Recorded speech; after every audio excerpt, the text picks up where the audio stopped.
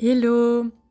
Pour aujourd'hui, avec une grande simplicité, je vous emmène dans un voyage pour apprendre ou réapprendre ou penser à encourager et à valoriser. Je les ai mis les deux ensemble, mais on peut les différencier. Valoriser et encourager, c'est pas tout à fait la même chose, mais ils allaient bien ensemble, alors je vous ai mis tous les deux.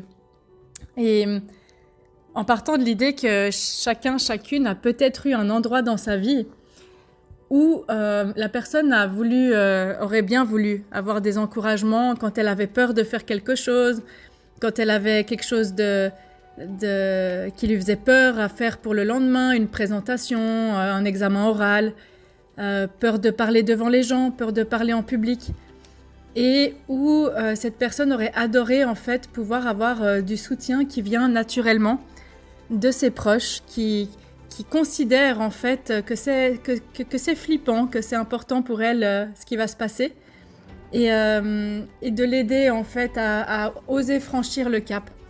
On peut travailler nos peurs seuls, et c'est quand même plus doux quand on a des personnes qu'on aime autour de nous qui nous disent « vas-y, tu peux y arriver ». Et pour pouvoir encourager, le mot du début, c'est vraiment de dire « je dois pouvoir être capable de considérer ce qui est important, ce qui impacte et ce qui touche l'autre personne dans ce qui est à venir ». Ça peut être dans 2 heures, dans 3 jours, dans 1 mois, mais d'être capable en fait d'aller dans le monde de l'autre et de se dire « ah, ça c'est important pour elle » et la personne elle a peur ou elle est en train d'affronter un défi ou de se challenger, et si j'allais lui dire « tu peux le faire ». C'est de donner de l'assurance à la personne, là où parfois elle manque de confiance ou d'estime d'elle-même, ou qu'il y a des peurs, ou qu'il y a un challenge, un gros défi. Et du coup, dans ces mots doux, dans ces mots encourageants, je vous en donne quelques-uns, je les liste comme ça, qui ne sont pas exhaustifs, vous pouvez les noter. Et de temps en temps de dire, est-ce que dans la vie de cette personne que j'aime, ça serait intéressant de lui donner ces phrases, de lui dire ces mots. Et parmi tous ces mots, il y a tu as le droit de te tromper, j'aime comme tu te dépasses, waouh, ça compte pour toi, c'est important pour toi, tu vas y arriver. Lance-toi, tu peux le faire. Tu es capable, crois en toi. Tu as le droit de te tromper, tout le monde se trompe. Tu es unique, tu le feras à ta manière. Tu peux le faire. Tu peux le faire à ta manière. Tu es capable. Tu es capable. Tu peux me demander ton aide. Je suis là. C'est difficile pour toi, mais tu verras après ça ira mieux. La participation, c'est plus important que la victoire. Crois en tes rêves, fonce. Tout ton travail va porter ses fruits. Ouh, j'ai hâte de ta fierté après que tu aies fait ça. Essaye toujours, tu verras bien. T'as le droit d'exprimer ce qui est en toi. Lance-toi. Ne doute pas de ta capacité à faire des merveilles. Allez, chaque petit pas en avant, c'est un progrès. Souviens-toi, les grandes choses prennent du temps. Allez, t'es plus fort que tu le penses. Laisse ta passion s'exprimer. Vous avez compris l'idée. Soyez créatifs, créatives. Disons que chaque personne va être touchée par certains mots plus que d'autres, mais si on n'essaye pas de trouver lesquels, on ne peut pas savoir. Et ça peut être des petits mots doux positifs pour vos enfants, pour votre partenaire, pour vos parents, pour vos amis, parfois pour vos collègues. C'est un tout petit mot, une toute petite phrase peut avoir un grand pouvoir quand elle est bien placée. Quand elle est bien placée au bon moment. Et on peut trouver des petits bonheurs simples de la vie à travers ça. Quand on voit une personne super excitée de quelque chose qu'elle va accomplir, c'est vraiment de célébrer ça avec elle, de dire « waouh, tu te lances enfin !» Et ça fait du bien en fait. C'est pas des récompenses qu'on donne à l'autre, c'est vraiment un cadeau. Un cadeau que j'ai envie d'offrir à l'autre pour lui faire du bien. Et pour lui faire sentir qu'il est aimé, apprécié, et que je suis là à soutenir et à être heureuse de son succès, de ses défis, des peurs que l'autre affronte. Et d'utiliser des phrases positives, des mots d'amour, des mots d'encouragement, c'est quelque chose de très précieux en fait dans nos vies. Dans les valorisations, on peut être « waouh, tu t'es dépassé ». Ça peut être de dire merci pour quelque chose que l'autre a fait, Ça peut être de lui dire « Je suis à ton écoute, tu comptes pour moi ». Et oh, t'as tellement appris de cette expérience. Et quoi qu'il arrive, je t'aime. Crois en toi comme moi, je crois en moi. T'es capable de grandes choses. Tu pourras toujours venir me voir et discuter. J'ai hâte de te retrouver, j'ai hâte de te montrer ça, j'ai hâte de partager ça avec toi. Ah, je me réjouis de vivre cette activité avec toi demain. J'ai adoré rire avec toi. Waouh, ce que tu as accompli là, c'était génial. Tu peux le faire. Dans ce monde, je crois que beaucoup de personnes essayent de faire du mieux qu'elles peuvent.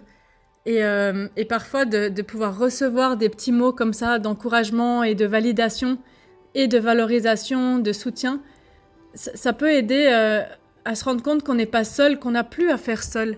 Les personnes qui ont l'habitude de tout gérer seules dans leur vie, elles ont plus d'attente, elles comptent plus sur quelqu'un forcément. Et c'est quand même doux de sentir qu'on est des êtres de lien et qu'on n'est pas seul.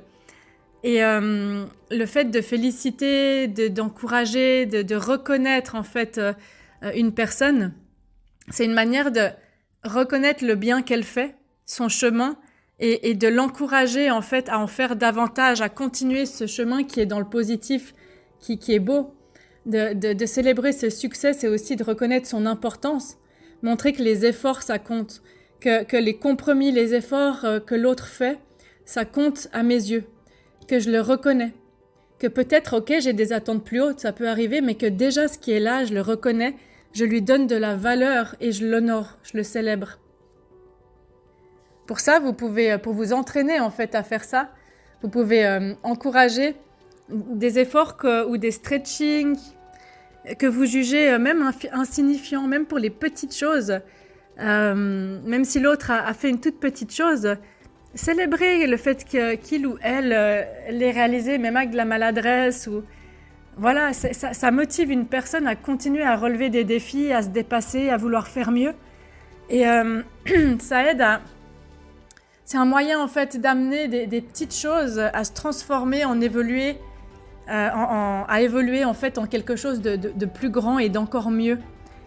Et pour ça, j'apprends aussi à arrêter de condamner les échecs.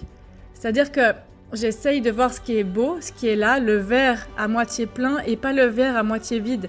C'est-à-dire que moi, ça me sort d'un énervement et de la critique permanente ou de la condamnation, du cynisme, de la dévalorisation. Quand je remarque que l'autre fait de bien, il y a une plus forte probabilité de recevoir des bonnes conduites par la suite, des efforts par la suite. Si je veux que les fleurs elles fleurissent, disons que c'est les fleurs que je dois arroser, c'est pas les mauvaises herbes. Vous voyez l'idée?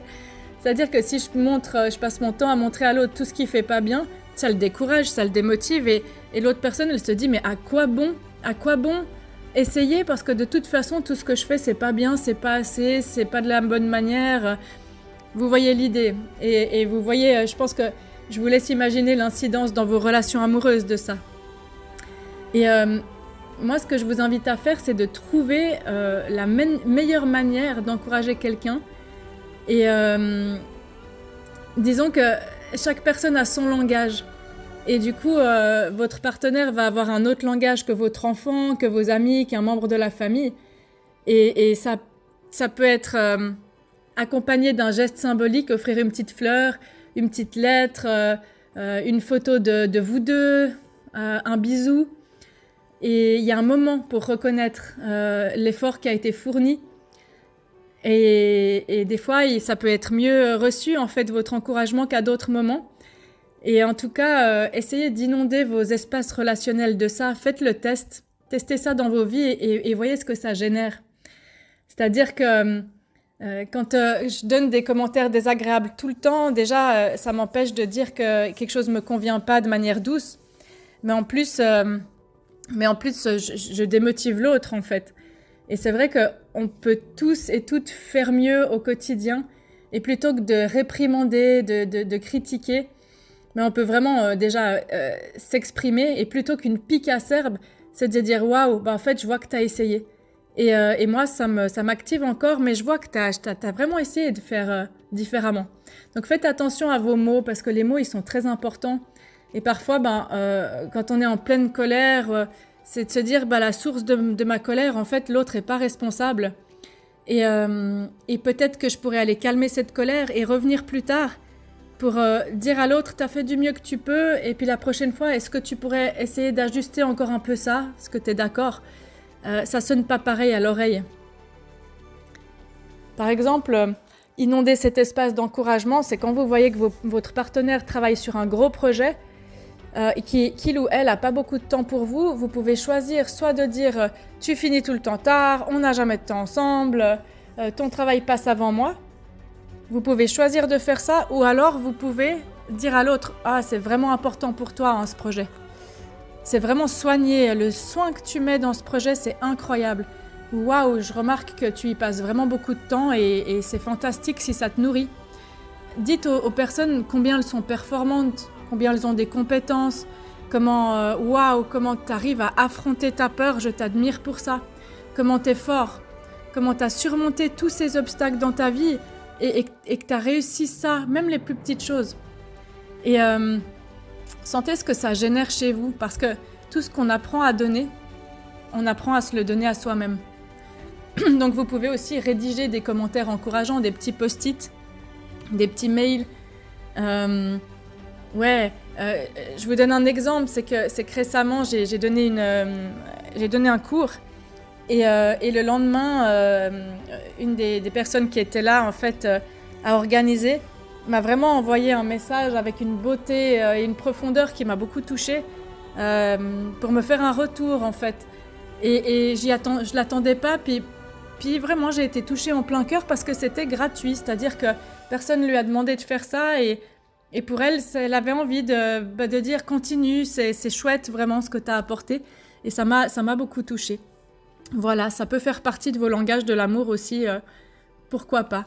Mais quand on apprend à dire des choses positives aux personnes, déjà, quand les personnes ne savent pas voir ce qu'elles ont de positif ou le considèrent pas, parce que pour elles, c'est quelque chose de naturel, ça leur fait toujours du bien à entendre. Ça leur fait toujours du bien. Et vous pouvez aussi observer le comportement ou la manière d'être d'une personne. Lui dire, t'es tellement serviable. Ou si vous avez un ou une amie qui vous écoute tout le temps, lui dire en fait, t'as une de ces patiences. J'apprécie beaucoup que tu passes autant de temps à m'écouter. T'es tellement attentionné. Ou je choisis aussi peut-être des exemples concrets qui matchent avec la personne et qui permettent à mon esprit de voir le positif, de savoir pourquoi cette personne, elle est précieuse, elle a de la valeur et qu'elle puisse sentir qu'en fait ça vient du cœur et que c'est sincère. En faisant ça, en fait, on cherche à se libérer de cette culture où en fait, dans cette culture du paraître, disons, qui consiste à chercher les défauts aux gens, à les critiquer, à se comparer et en fait, on fait ça pour se protéger soi-même des potentielles attaques. Mais là, quand je me mets à encourager, je donne le droit à la personne d'avoir le courage de briller différemment, de briller par qui elle est, de se présenter, d'agir différemment. Et ça me remet des paillettes dans le cœur et de l'admiration. Et ça remet de la sécurité dans vos espaces relationnels. Et là, ce que je vous propose, c'est pas d'aller flatter une personne pour faire bien. Ça, c'est des relations de surface, ça, c'est à quelque part du fake. C'est pas une manière sincère d'encourager à mieux faire ou de faire un compliment à une personne. Si pour être aimé, pour être bien vu, ou parce que je sais pas trop comment tisser du lien, je fais plein de compliments à une personne, mais parce que c'est du calcul, la personne, elle sait ce qu'elle est réellement et la personne, elle va le sentir. Donc, prenez l'habitude de faire ça, mais quand c'est de manière sincère. Soyez honnête, droit, véridique dans cette manière de faire. Et puis, parfois, c'est aussi d'apprendre à se mordre la langue avant de dire quelque chose qui pourrait porter préjudice à la relation, une critique, une dévalorisation. C'est d'attendre un petit moment d'être plus calme et de le tourner d'une manière plus positive. En imago, on appelle ça le zéro négativité. Et je vous l'accorde, moi qui suis une grande cynique à la base, c'est pas toujours facile quand on est activé de pas sortir la petite pique au bon endroit. Mais ça s'apprend et en fait quand on apprend à le faire, ça met vraiment de la sécurité et de la douceur dans le lien. Donc c'est aussi de dire si je dépasse les bornes et que j'ai pas fait preuve de sympathie ou que j'ai vraiment visé là où ça faisait mal ou que j'ai dit des mots qui dépassaient ma pensée, c'est aussi, je peux penser à m'excuser, sortir de mon ego et je m'excuse. Et je peux pas obliger une personne à me pardonner. Par contre, moi, je peux essayer de réparer. Et je peux réparer en faisant mieux. Là, aujourd'hui, je peux faire mieux pour aujourd'hui, pour demain. Et agir d'une manière qui est plus constructive. C'est aussi à ça que ça sert d'apprendre à encourager et à valoriser. Et de voir cette coupe en fait remplie plutôt que vide sur qui est l'autre, sur ses capacités mais son chemin aussi. Et ouais, des fois on dit vaut mieux se taire si on n'a rien de bon à dire. Et c'est pas mal de se rappeler de ça de temps en temps. Donc c'est aussi que si ma parole a dépassé, a suivi ma pensée dans un moment où j'étais activée dans une blessure, dans un énervement, je peux aussi apprendre à me rattraper. Quand je commence à penser que la personne, elle devrait agir de telle ou telle manière, elle devrait être de telle ou telle manière. La personne, elle fait du mieux qu'elle peut. Je peux l'aider à faire mieux, mais c'est pas en l'attaquant que ça va marcher. Les gens, ils sont comme ils sont. Et ils ont le droit d'être pris tels quels, en fait. C'est-à-dire qu'une personne avec qui ça correspond, on célèbre les petits pas et les grands pas qui sont faits au quotidien. On voit mutuellement les qualités. On voit mutuellement les efforts qui sont faits. Et si vraiment ça me convient pas, ce lien, c'est qu'il est pas pour moi dans ma vie à ce moment-là. Apprendre à encourager, ça nous sort aussi de donner l'impression ou de réellement dire aux gens ce qu'ils doivent faire, comment les choses elles sont, ce qu'ils devraient ou ne devraient pas faire, ce qu'il faut faire, ce qu'ils devraient faire pour leur propre bien ou pas.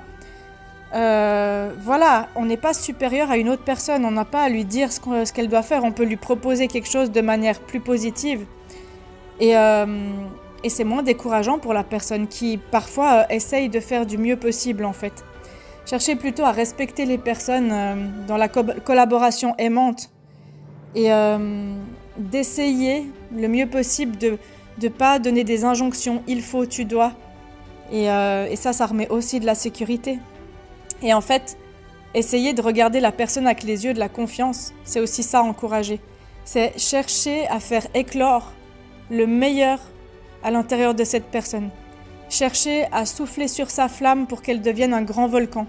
Chercher à souffler sous ses ailes pour qu'elle s'envole et lui vouloir profondément du bien. C'est aussi l'encourager à aller dans sa direction, à aller vers où brille cette flamme en elle. Et plus je regarde la personne avec ça, plus elle va se regarder avec ça et plus elle va aussi apprendre à le donner. Et donc c'est édifiant, c'est évolutif pour moi et pour l'autre de le faire. Alors voilà, je vous invite à essayer de noter en fait toutes les phrases qui pourraient être des phrases encourageantes et fort sympathiques à entendre. Et comme je vous le dis à chaque fois, d'observer ce que ça génère dans vos liens. De tester ça 2 semaines, 3 semaines, 1 mois et de tout simplement observer avec un accueil de cœur bienveillant et le cœur tout sourire de dire « Ah waouh, en fait c'est vrai que ça change tout dans ma relation, ça a un impact phénoménal et c'est assez sympa. » Alors à vous de jouer et merci d'être là sur cette chaîne. Vous êtes de plus en plus nombreux et nombreuses et c'est que ces messages parlent, donc je suis très contente de vous offrir ça. N'hésitez pas à les offrir en faisant tourner, c'est le but de cette chaîne. Et à tout bientôt.